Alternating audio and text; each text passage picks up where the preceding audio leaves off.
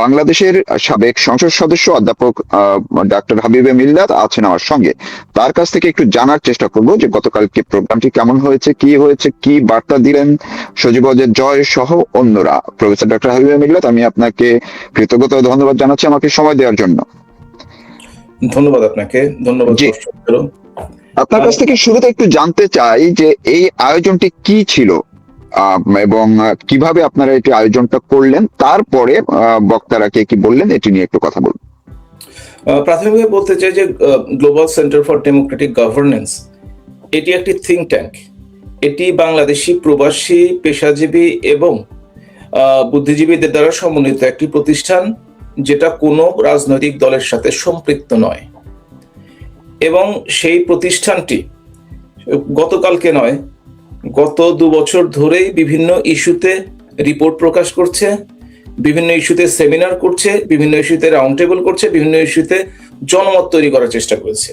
টার্গেটটি হচ্ছে বাংলাদেশের গণতন্ত্র প্রতিষ্ঠা করা, জনগণের অধিকার ফিরিয়ে দেওয়া, সুশাসন প্রতিষ্ঠা করা, মানুষের মানবাধিকার প্রতিষ্ঠা করা, সংখ্যালঘু নারী সহ যারা নির্যাতিত হচ্ছে তাদের অধিকার প্রতিষ্ঠা করা আন্তর্জাতিক পরিমণ্ডলে, এগুলো মানুষকে জানানোর মধ্যে যারা রয়েছেন তারা রয়েছেন বিভিন্ন দেশের জনপ্রতিনিধি, কোন সিনেটর হতে পারেন, কংগ্রেসম্যান হতে পারেন, এমপি হতে পারেন, এমইপি হতে পারেন, লর্ড হতে পারেন। তাদেরকে জানানো এবং তাদের মতামত যে আমরা বাংলাদেশে এমন একটা পরিস্থিতি দেখতে চাই যার মধ্যে বাংলাদেশ একটি গণতান্ত্রিক সেকুলার কান্ট্রি হিসেবে থাকতে পারে, দেশে জঙ্গিবাদের উত্থান হবে না। এই টার্গেটকে সামনে রেখেই অক্সফোর্ডে ইউনিভার্সিটিতে আমরা একটা প্রোগ্রাম অর্গানাইজ করেছিলাম। সেইখানে ভিন্ন মত ও পথের লোকজনকে নিয়ে একটি আলোচনা আয়োজন করা হয়েছিল। সেইখানে আপনি জানেন যে সজীব ওয়াজেদ জয়, যিনি former adviser to the prime minister, উনি উপস্থিত ছিলেন পাওলো কাসাকা, তাকে আপনারা চেনেন, মানবাধিকার কর্মী, এক্স এমইপি এবং executive director of south Asian Democratic forum. আপনার যে প্রফেসর তরুণ খৈতান, তাকে হয়তো অনেকেই চিনেন না, কিন্তু এই কনস্টিটিউশনাল যে বিশেষজ্ঞ রয়েছেন পৃথিবীতে, তার বন্ধের নামি দামি স্টলওয়ার্থ একজন, তিনি আছেন এলএসিতে লন্ডনে। এরপরে সৈয়দ বদরুল হাসান, আপনারা সবাই সাংবাদিক হিসেবে বাংলাদেশে সবাই তাকে চেনেন, বাংলাদেশে একজন বিখ্যাত নিরপেক্ষ এবং মুক্তিযুদ্ধের পক্ষের শক্তির একজন শক্তিশালী অবস্থান হিসেবে। প্রফেসর রায়হান রশিদ, যিনি অক্সফোর্ডের অ্যালামনাই এবং তিনি লন্ডনে আছেন, তিনি কাজ করছেন বিভিন্ন ইস্যুতে এবং একজন আইনজীবী। তিনি বক্তব্য রেখেছেন অ্যাটর্নি মোনা হগ স্ট্রিংবার্গ, তিনি একজন অ্যাটর্নি অফ ল, তিনি সুইডেন থেকে এসেছিলেন, তিনি এতে বক্তব্য রেখেছেন। আরো রেখেছেন একজন ভিকটিম, ABM খায়রুল হক, প্রধান বিচারপতি ছিলেন আমাদের, তিনি 82 বছর বয়স, তিনি বর্তমানে কারাগারে আছেন। যে মামলাটিতে তাকে গ্রেপ্তার দেখানো হয়েছে সেটি জামিনযোগ্য এবং পরবর্তী কয়েকটি খুনের মামলায় তাকে জড়ানো হয়, এবং যেটি প্রত্যেকটিতে জামিন হয়েছে তারপরেও তাকে এখনো বেল দিচ্ছে না। তার টিমের পক্ষ থেকে তার মেয়ে ডক্টর নাইলা আঞ্জুমান হক, যিনি ইউনিভার্সিটি অফ লন্ডনে আছেন, তিনি কথা বলেছেন। আর ইন্ট্রোডাক্টরি বক্তব্যের মধ্যে আমি ওভারঅল সিচুয়েশনটা তুলে ধরার চেষ্টা করেছি, বাংলাদেশের গণতন্ত্র এবং মানবিক অধিকার কিভাবে প্রতিষ্ঠিত করা যায়। বা ইউকের human rights activist Bob Blackman, তিনি অনুষ্ঠানটি পুরোটা মডারেট করেছেন। আর কনফারেন্সটি ছিল Bangladesh at a democratic crossroads, human rights, political inclusion and future of democratic governance. এটা কোনো দল বা কোনো গোষ্ঠীকে উদ্দেশ্য করে নয়, এটি সামগ্রিক একটি আলোচনা ছিল এবং ভিন্ন মত, কয়েক ধরনের মতামত এসেছে, এবং তার উপর ভিত্তি করেই global centre of democratic governance সিদ্ধান্ত নেবে এবং রিকমেন্ডেশন করবে। আমরা সেগুলো নিয়ে বর্তমানে কাজ করছি এবং ইনশাল্লাহ আমরা এ ব্যাপারে আপনাদের কাছে পরে ফিরে আসতে পারবো। দুঃখিত, আমি সজীব ওয়াজেদ জয়ের বার্তা বা তার বক্তব্যে একটু পরে আসছি। শুরুতে একটু আপনি আরো যে কয়েকজনের নাম বললেন, সাবেক এমইপি ছিলেন, তারা কি বললেন? মানে আমি বলতে চাচ্ছি যে একদমই যারা বাঙালি নন বাঙালি, যারা বিভিন্ন ইউনিভার্সিটি এবং বিভিন্ন বিশেষজ্ঞ, তাদের মধ্যে উল্লেখযোগ্য দু একজন, তো ওনারা কি বললেন? আমি একটা নাম বলতে ভুলে গেছি, স্যার ভিনসেন্ট লিন, উনি হচ্ছেন deputy commissioner of international human rights commission, উনি উপস্থিত ছিলেন, উনি অনলাইনে থেকে আমাদেরকে সম্মানিত করেছেন।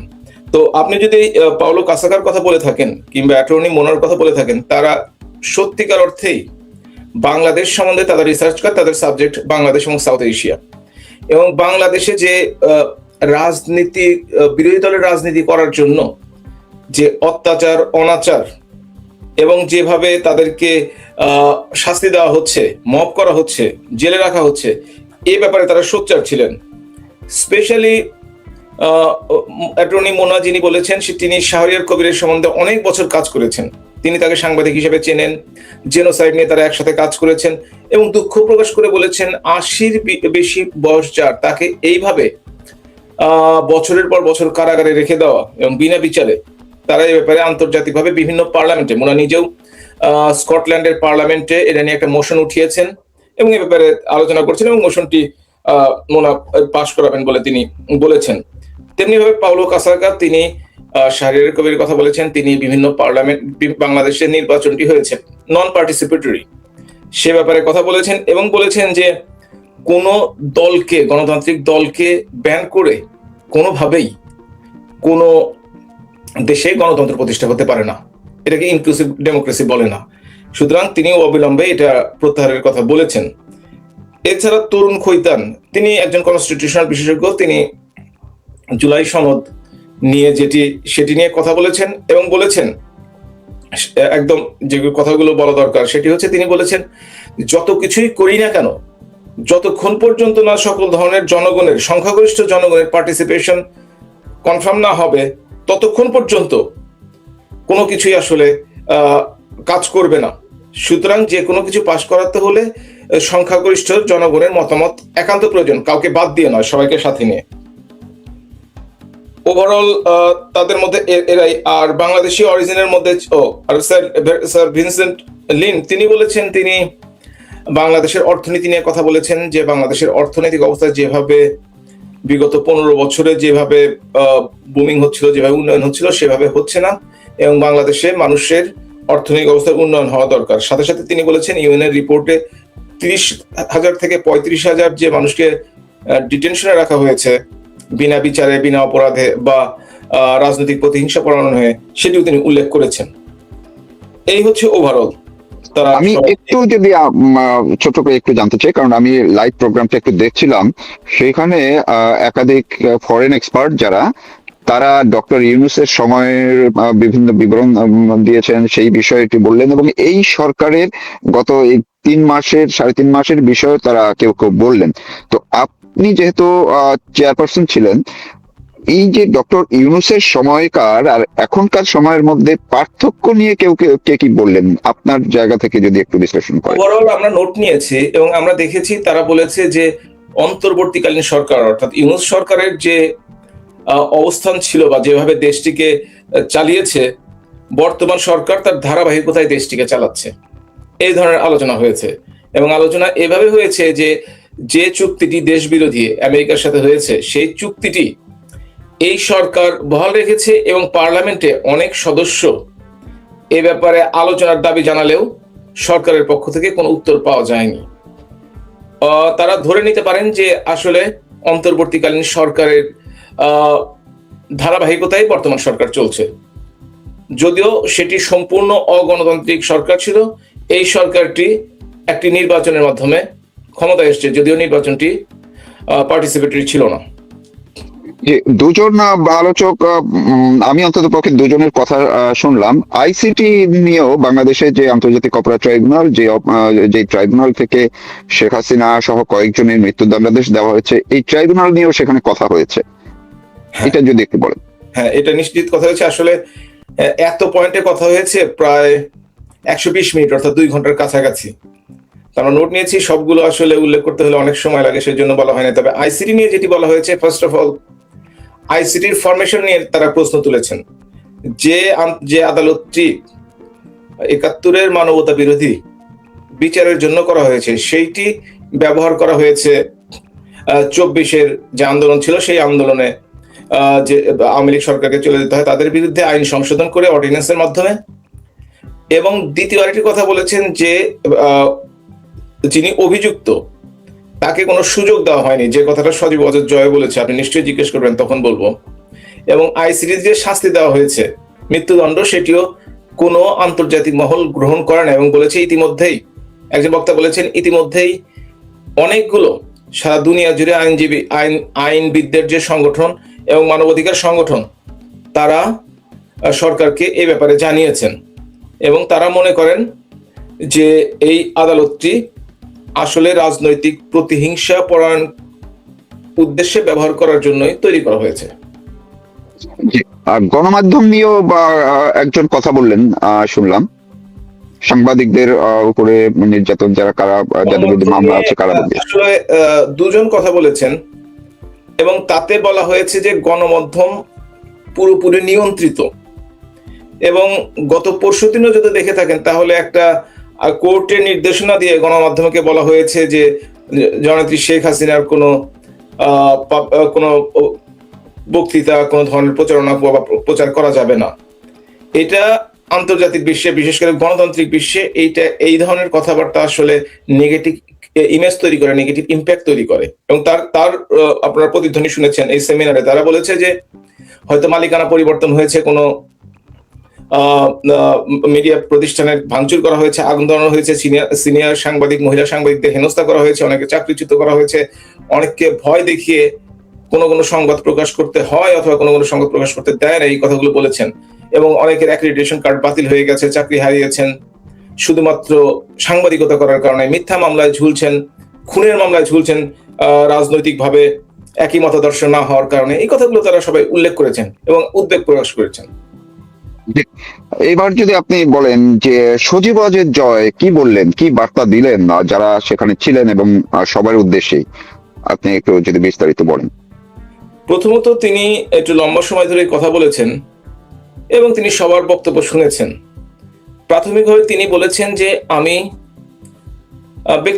ব্যক্তিগত কথাগুলো বলেছেন যে আমি দীর্ঘ সময় ধরে সারা জীবনই দেশের বাইরে, প্রায় 30 বছরের মতো আমেরিকায় আছি। আমি 24 সনে মাত্র 7 দিনের জন্য বাংলাদেশে গিয়েছিলাম। বাংলাদেশের আওয়ামী লীগের সাথে সংশ্লিষ্টতা বলতে আমি নির্বাচনের সময় প্রচারণা সেলে কাজ করেছি, দায়িত্বপ্রাপ্ত ছিলাম। আর বলেছেন আমি honorary adviser to the prime minister ছিলাম। অথচ আমার বিরুদ্ধে অসংখ্য মামলা করা হয়েছে এবং আমাকে অসংখ্য মামলায় অভিযুক্ত করা হয়েছে। যে লোকটি বছরের পর বছর দেশে আসেননি, যিনি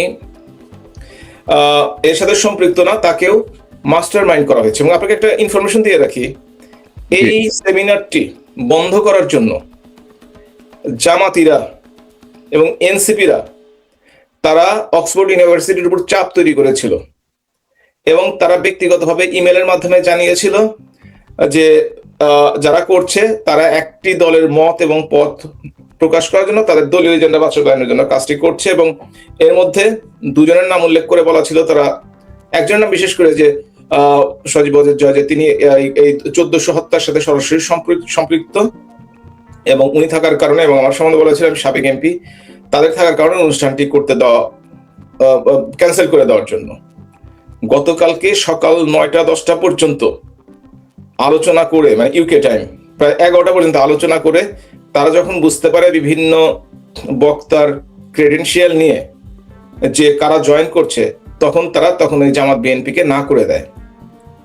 তারপরেও কয়েকজন ছেলে অনুষ্ঠান চলাকালীন সময়ে, ওদের সংখ্যা খুব বেশি না, তারা এসছিল, কিন্তু কানায় কানায় হল পরিপূর্ণ থাকার কারণে এবং অনেকে ভিতরে ঢুকতে পারে নাই, কয়েকশো, তাদের দেখে তারা ভয় পেয়ে পিছিয়ে চলে গেছে। তারা ভাবছিল কিছু একটা করার চেষ্টা করবে। অর্থাৎ জামাত বিএনপি চায় না যে কেউ সত্য কথাটা আন্তর্জাতিক মহলে, পশ্চিম অঞ্চলে, পশ্চিমা দেশগুলোতে জানাক, এটা তারা কেউই চায় না। এটাই হয়েছে। তো সজীব ওয়াজেদ জয়ের কথা যেটি বলছিলেন, তিনি পুরোটা সময় ধরে ছিলেন এবং তিনি বক্তৃতায় বলেছেন যে তাকে কেন দোষারোপ করা হলো। তারপরে তিনি বলেছেন অনেকগুলো কথা, যে আন্তর্জাতিকভাবে জাতিসংঘ 1400 হত্যাকাণ্ডের একটা ব্লেম দিয়েছে আওয়ামী লীগের উপর, যার অনেকটা সময় আওয়ামী লীগ ক্ষমতায় ছিল না শেষের দিকের দিনগুলোতে। প্লাস বারবার দলীয় সভাপতি জননেত্রী শেখ হাসিনার লয়ারের চিঠি পাঠিয়েছে নামগুলো প্রকাশ করার জন্য, স্বচ্ছতার স্বার্থে। সেটিও এখন পর্যন্ত প্রকাশ করা হয়নি। আমরা আমাদের সংগঠনের পক্ষ থেকে ব্যক্তিগতভাবে দেখা করেছি এবং চিঠি পাঠিয়েছি সংখ্যাগুলো প্রকাশ করার জন্য। এতে কয়েকটি সুবিধা হবে। একটি হচ্ছে কারা সত্যিকার অর্থে ভিকটিম সেটা প্রকাশিত হবে, তারা সুবিচার পাবে। আবার যাদেরকে অভিযুক্ত করা হয়েছে তারাও মুক্তি পাবে অভিযুক্ত না সম্পৃক্ততা না থাকার জন্য। এবং সরকারের পক্ষ থেকে বলা হচ্ছে 834 জন, জামাতের পক্ষ থেকে 806 জন বলা হচ্ছে 31 ডিসেম্বর 2024 পর্যন্ত, আর জাতিসংঘ 1400 পেয়ে গেল। ঠিক আছে, যদি পেয়েই থাকে তাহলে স্বচ্ছতার সাথে আপনার রিপোর্টটি প্রকাশ করেন। এই যে জামাতিরা চিঠিটি লিখেছিল অক্সফোর্ড ইউনিভার্সিটিতে আমাদের প্রোগ্রাম বন্ধ করার জন্য, তাতে তারা উল্লেখ করেছিল যে 1400 মানুষকে হত্যা করেছে according to the United Nations report. তাহলে আপনাদেরকে তো অবশ্যই 1400 প্রমাণ করতে হবে। আমরা দাবি করি, আজকে আপনার অনুষ্ঠানের পক্ষ থেকে দাবি করি, নিরপেক্ষ এবং স্বচ্ছ এবং অভিযুক্তরা যাতে বিচার পায়, এবং যারা অভিযুক্ত মানে যাদেরকে অভিযুক্ত করা হয়েছে তারাও যেন সুবিচার পায়। তাদের স্বার্থে জাতিসংঘের উচিত, ইউনাইটেড নেশন হিউম্যান রাইটস কমিশনের উচিত সংখ্যাটি নয়, শুধু তালিকাটি প্রকাশ করা। আমি তাকে যখন জিজ্ঞেস করেছিলাম জেনেভায় দেখা করে, তখন বলছে we got it from reliable sources. আমি তখন বলছি what is your reliable sources? তখন তারা বলছে reliable sources we cannot disclose ইট।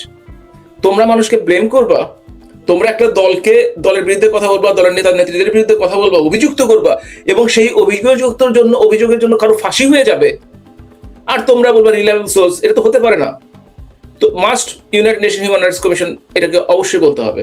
তারপরে সজীব আরেকটা কথা বলছে, দেশের কম করে ধরেও 17-18 কোটি মানুষের দেশের 40% মানুষকে দমিয়ে রেখে কোনো দেশই সামনের দিকে এগিয়ে যেতে পারবে না, এবং এটা দমিয়ে রাখা সম্ভব না। সে স্পষ্টভাবে বলেছে 6 কোটি মানুষকে বাদ রেখে দেশ কোনোদিন এগোতে পারে না।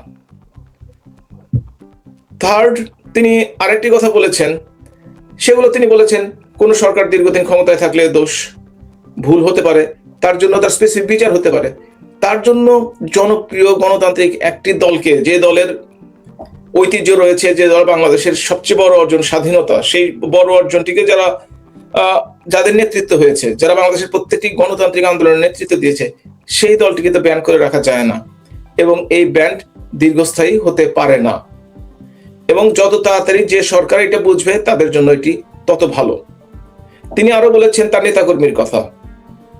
বাংলাদেশে তিনি একটি কথা বলেছেন, 1400, যদিও সংখ্যাটি সঠিক নয়, কোন হত্যাকাণ্ডের জন্য যদি সুপিরিয়র রেসপন্সিবিলিটি হিসেবে সেই সময় সরকারকে দায়ী করা হয়, তাহলে অন্তর্বর্তীকালীন সরকার এবং বর্তমান সরকারের সময় যে অনভিপ্রেত হত্যাকাণ্ডগুলো হচ্ছে সেইগুলোর জন্য তো এই সরকারকে দায়ী করা হবে, এবং সেই সরকারের জন্য তো এই সরকারের যারা সুপিরিয়র রেসপন্সিবিলিটিতে আছেন